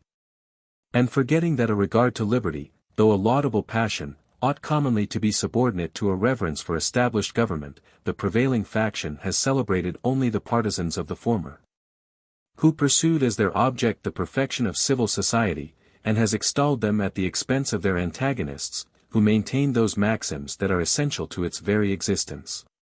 But extremes of all kinds are to be avoided, and though no one will ever please either faction by moderate opinions, it is there we are most likely to meet with truth and certainty. We shall subjoin to this general view of the English government some account of the state of the finances, arms trade, manners, arts, between the Restoration and Revolution. The revenue of Charles II, as settled by the Long Parliament, was put upon a very bad footing. It was too small, if they intended to make him independent in the common course of his administration; it was too large and settled during too long a period, if they resolved to keep him in entire dependence. The great debts of the Republic, which were thrown upon that prince, the necessity of supplying the naval and military stores, which were entirely exhausted, that of repairing and furnishing his palaces, all these causes involved the king in great difficulties immediately after his restoration, and the Parliament was not sufficiently liberal in supplying him. Perhaps, too, he had contracted some debts abroad, and his bounty to the distressed cavaliers, though it did not correspond either to their services or expectations, could not fail, in some degree, to exhaust his treasury. The extraordinary sums granted the king during the first years did not suffice for these extraordinary expenses. And the excise and customs, the only constant revenue, amounted not to £900,000 a year, and fell much short of the ordinary burdens of government. The addition of hearth money in 1662, and of other two branches in 1669 and 1670, brought up the revenue to £1,358,000, as we learn from Lord Danby's account, but the same authority informs us that the yearly expense of government was at that time £1,387,770. Without mentioning contingencies, which are always considerable, even under the most prudent administration. Those branches of revenue granted in 1669 and 1670, expired in 1680, and were never renewed by Parliament, they were computed to be above £200,000 a year. It must be allowed, because asserted by all contemporary authors of both parties, and even confessed by himself, that King Charles was somewhat profuse and negligent. But it is likewise certain, that a very rigid frugality was requisite to support the government under such difficulties. It is a familiar rule in all business, that every man should be paid in proportion to the trust reposed in him, and to the power which he enjoys. And the nation soon found reason, from Charles's dangerous connections with France, to repent their departure from that prudential maxim. Indeed, could the parliaments in the reign of Charles I have been induced to relinquish so far their old habits, as to grant that prince the same revenue which was voted to his successor, or had those in the reign of Charles II conferred on him as large a revenue as was enjoyed by his brother, all the disorders in both reigns might easily have been prevented, and probably all reasonable concessions to liberty might peaceably have been obtained from both monarchs. But these assemblies, unacquainted with public business, and often actuated by faction and fanaticism, could never be made sensible, but too late and by fatal experience, of the incessant change of times and situations. The French ambassador informs his court, that Charles was very well satisfied with his share of power, could the Parliament have been induced to make him tolerable easy in his revenue.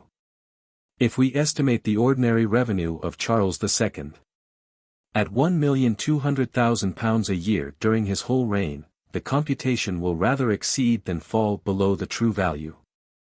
The Convention Parliament, after all the sums which they had granted the king towards the payment of old debts, threw, the last day of their meeting, a debt upon him amounting to £1,743,263.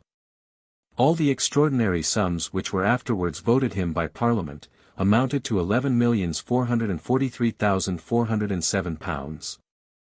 Which, divided by 24, the number of years which that king reigned, make £476,808 a year. During that time, he had two violent wars to sustain with the Dutch. And in 1678, he made expensive preparations for a war with France.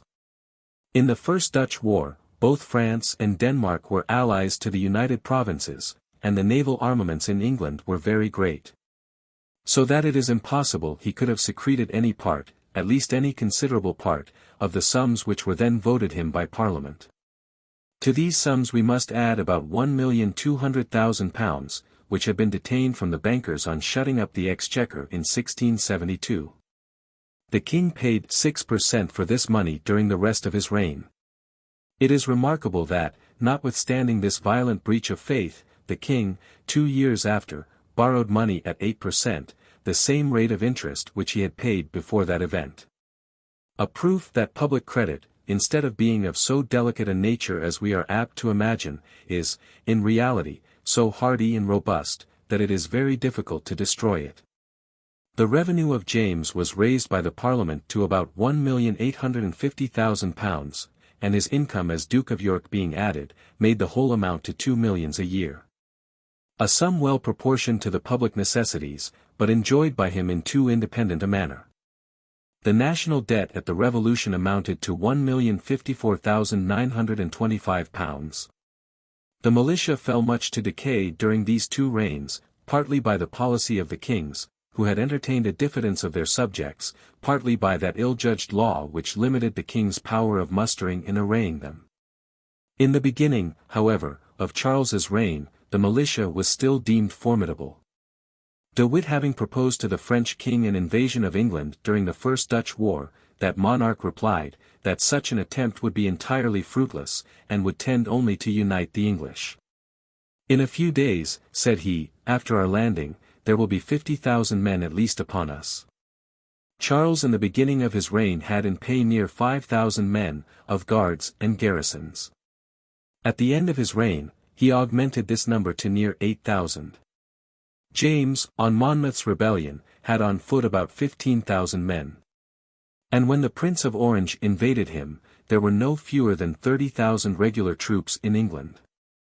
The English navy, during the greater part of Charles's reign, made a considerable figure, for number of ships, valor of the men, and conduct of the commanders. Even in 1678, the fleet consisted of 83 ships. Besides 30 which were at that time on the stocks. On the king's restoration, he found only 63 vessels of all sizes. During the latter part of Charles's reign, the navy fell somewhat to decay, by reason of the narrowness of the king's revenue, but James, soon after his accession, restored it to its former power and glory. And before he left the throne, carried it much further. The administration of the Admiralty under Pepys is still regarded as a model for order and economy.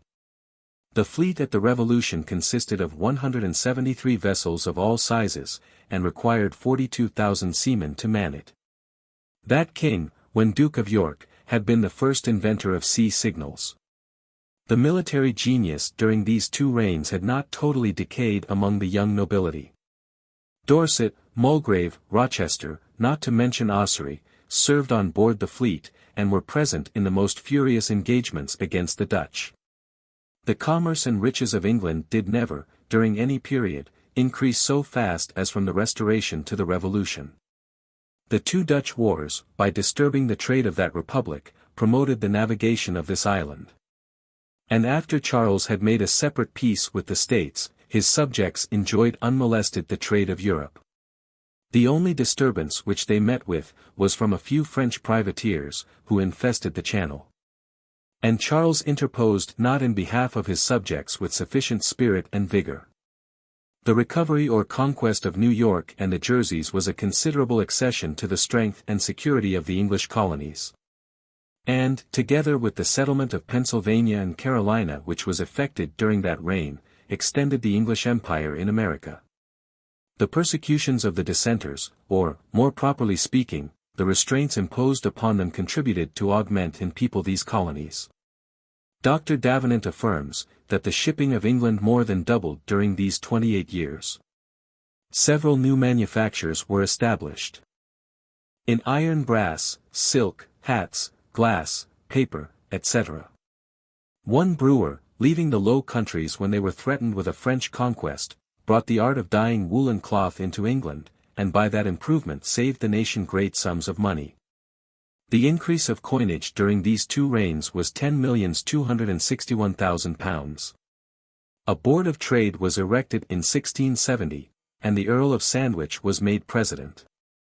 Charles revived and supported the charter of the East India Company, a measure whose utility is by some thought doubtful. He granted a charter to the Hudson's Bay Company, a measure probably hurtful. We learn from Sir Josiah Child, that in 1688 there were on the change more men worth £10,000 than there were in 1650 worth 1,000. That £500 with a daughter was, in the latter period, deemed a larger portion than 2,000 in the former.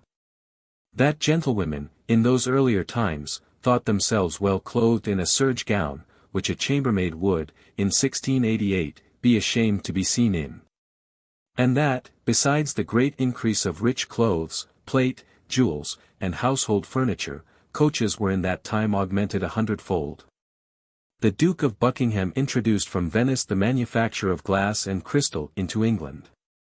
Prince Rupert was also an encourager of useful arts and manufactures. He himself was the inventor of etching.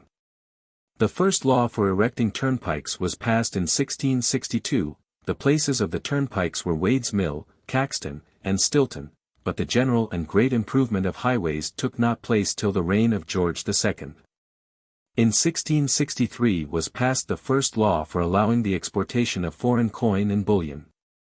In 1667 was concluded the first American treaty between England and Spain. This treaty was made more general and complete in 1670. The two states then renounced all right of trading with each other's colonies, and the title of England was acknowledged to all the territories in America of which she was then possessed. The French king, about the beginning of Charles's reign, laid some impositions on English commodities, and the English, partly displeased with this innovation, partly moved by their animosity against France, retaliated by laying such restraints on the commerce with that kingdom as amounted almost to a prohibition. They formed calculations, by which they persuaded themselves that they were losers 1.5 million or near 2 millions a year by the French trade. But no good effects were found to result from these restraints, and in King James's reign they were taken off by Parliament. Lord Clarendon tells us, that, in 1665, when money, in consequence of a treaty, was to be remitted to the Bishop of Munster, it was found, that the whole trade of England could not supply above £1,000 a month to Frankfurt and Cologne, nor above £20,000 a month to Hamburg. These sums appear surprisingly small. At the same time that the boroughs of England were deprived of their privileges, a like attempt was made on the colonies.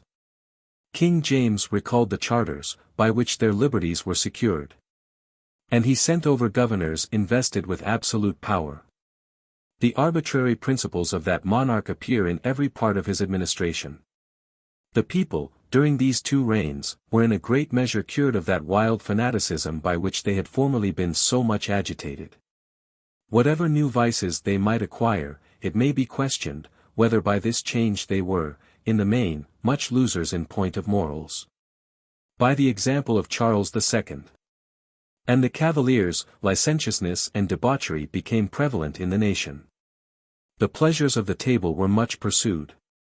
Love was treated more as an appetite than a passion. The one sex began to abate of the national character of chastity, without being able to inspire the other with sentiment or delicacy.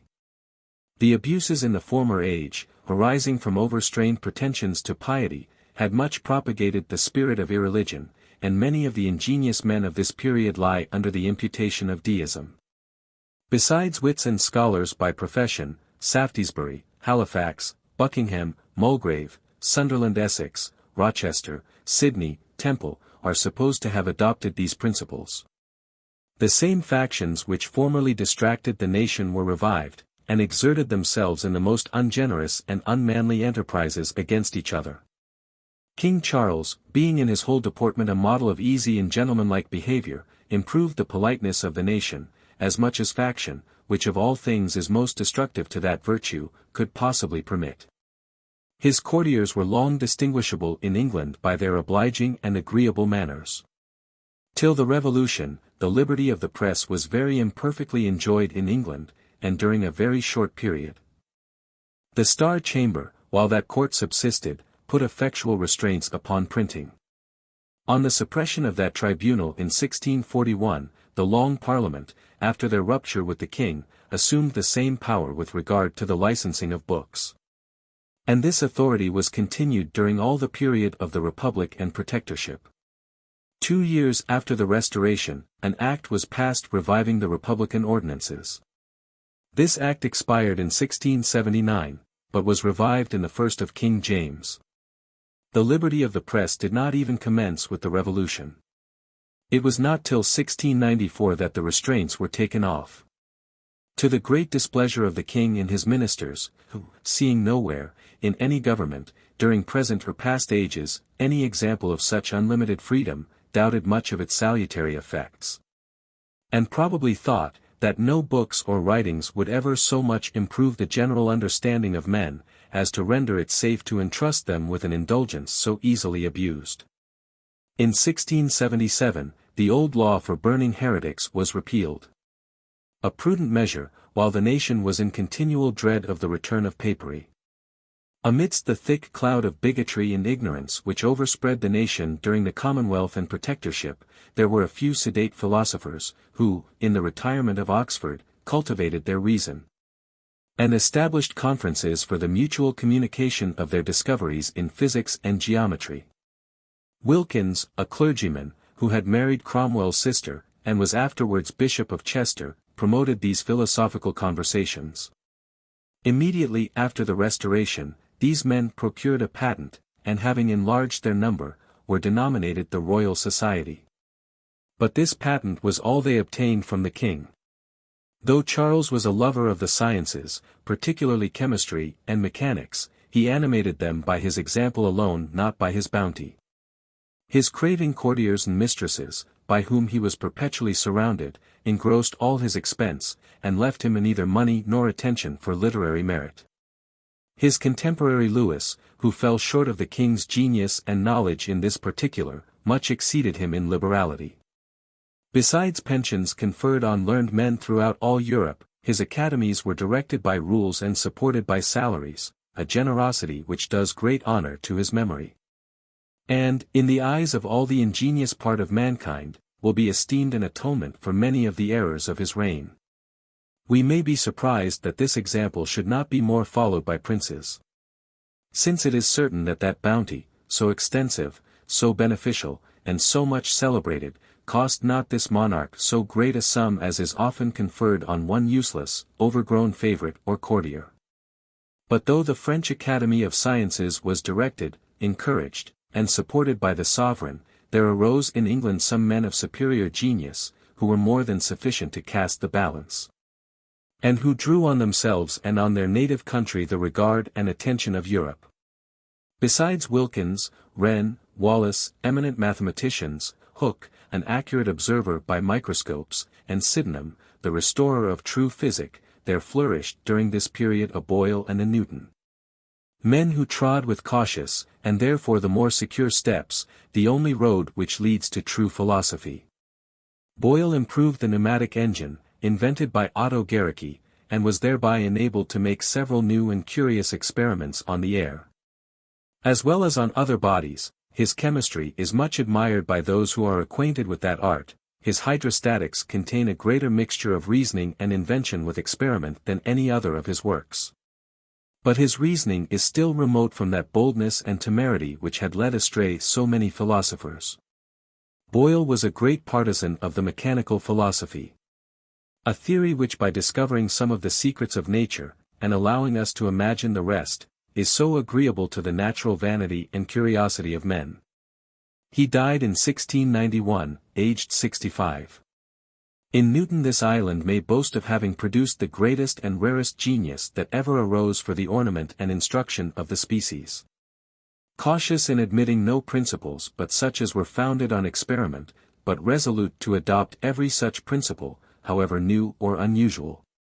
From modesty, ignorant of his superiority above the rest of mankind, and thence less careful to accommodate his reasonings to common apprehension, more anxious to merit than acquire fame, he was from these causes long unknown to the world. But his reputation at last broke out with a luster which scarcely any writer, during his own lifetime, had ever before attained. While Newton seemed to draw off the veil from some of the mysteries of nature, he showed at the same time the imperfections of the mechanical philosophy, and thereby restored her ultimate secrets to that obscurity, in which they ever did and ever will remain. He died in 1727, aged 85. This age was far from being so favorable to polite literature as to the sciences. Charles, though fond of wit, though possessed himself of a considerable share of it, though his taste in conversation seems to have been sound and just, served rather to corrupt than improve the poetry and eloquence of his time. When the theatres were opened at the Restoration, and freedom was again given to pleasantry and ingenuity, men, after so long an abstinence, fed on these delicacies with less taste than avidity. And the coarsest and most irregular species of wit was received by the court as well as by the people. The productions represented at that time on the stage were such monsters of extravagance and folly, so utterly destitute of all reason or even common sense, that they would be the disgrace of English literature. Had not the nation made atonement for its former admiration of them by the total oblivion to which they are now condemned? The Duke of Buckingham's rehearsal, which exposed these wild productions, seems to be a piece of ridicule carried to excess, yet in reality, the copy scarcely equals some of the absurdities which we meet with in the originals. This severe satire, together with the good sense of the nation, corrected, after some time, the extravagancies of the fashionable wit. But the productions of literature still wanted much of that correctness and delicacy which we so much admire in the ancients, and in the French writers, their judicious imitators. It was, indeed, during this period chiefly, that nation left the English behind them in the productions of poetry, eloquence, history, and other branches of polite letters. And acquired a superiority which the efforts of English writers, during the subsequent age, did more successfully contest with them. The arts and sciences were imported from Italy into this island as early as into France, and made at first more sensible advances. Spenser, Shakespeare, Bacon, Johnson, were superior to their contemporaries who flourished in that kingdom. Milton, Waller, Denham, Cowley, Harvey, were at least equal to their contemporaries. The reign of Charles II, which some preposterously represent as our Augustan age, retarded the progress of polite literature in this island. And it was then found, that the immeasurable licentiousness, indulged or rather applauded at court, was more destructive to the refined arts, than even the cant, nonsense, and enthusiasm of the preceding period. Most of the celebrated writers of this age remain monuments of genius, perverted by indecency and bad taste, and none more than Dryden, both by reason of the greatness of his talents and the gross abuse which he made of them. His plays, excepting a few scenes, are utterly disfigured by vice or folly, or both.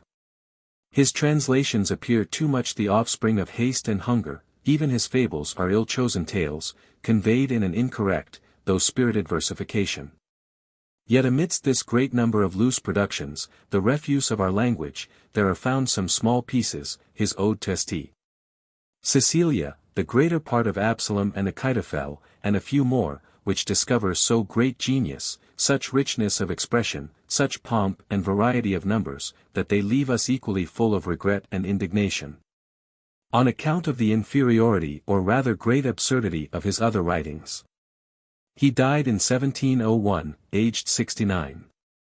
The very name of Rochester is offensive to modest ears, yet does his poetry discover such energy of style and such poignancy of satire, as give ground to imagine what so fine a genius, had he fallen in a more happy age, and had followed better models, was capable of producing. The ancient satirists often used great liberties in their expressions, but their freedom no more resembles the licentiousness of Rochester, than the nakedness of an Indian does that of a common prostitute. Wycherley was ambitious of the reputation of wit and libertinism, and he attained it. He was probably capable of reaching the fame of true comedy and instructive ridicule. Otway had a genius finely turned to the pathetic. But he neither observed strictly the rules of the drama, nor the rules, still more essential, of propriety and decorum. By one single piece, the Duke of Buckingham did both great service to his age and honour to himself. The Earls of Mulgrave, Dorset, and Roscommon wrote in a good taste, but their productions are either feeble or careless. The Marquis of Halifax discovers a refined genius. And nothing but leisure and an inferior station seem wanting to have procured him eminence in literature. Of all the considerable writers of this age, Sir William Temple is almost the only one that kept himself altogether unpolluted by that inundation of vice and licentiousness which overwhelmed the nation. The style of this author, though extremely negligent, and even infected with foreign idioms, is agreeable and interesting. That mixture of vanity which appears in his works, is rather a recommendation to them. By means of it we enter into acquaintance with the character of the author, full of honor and humanity, and fancy that we are engaged, not in the perusal of a book, but in conversation with a companion. He died in 1698, aged 70. Though Hudibras was published, and probably composed, during the reign of Charles II, Butler may justly, as well as Milton, be thought to belong to the foregoing period. No composition abounds so much as Hudibras in strokes of just and inimitable wit, yet are there many performances which give as great or greater entertainment on the whole perusal. The allusions in Butler are often dark and far-fetched.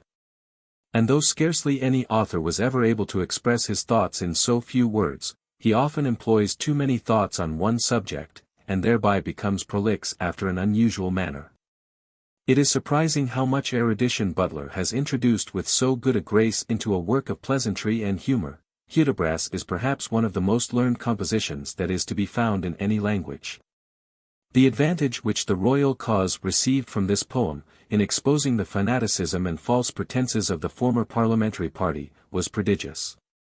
The king himself had so good a taste as to be highly pleased with the merit of the work, and had even got a great part of it by heart. Yet was he either so careless in his temper, or so little endowed with the virtue of liberality, or, more properly speaking, of gratitude, that he allowed the author, a man of virtue and probity, to live in obscurity, and die in want.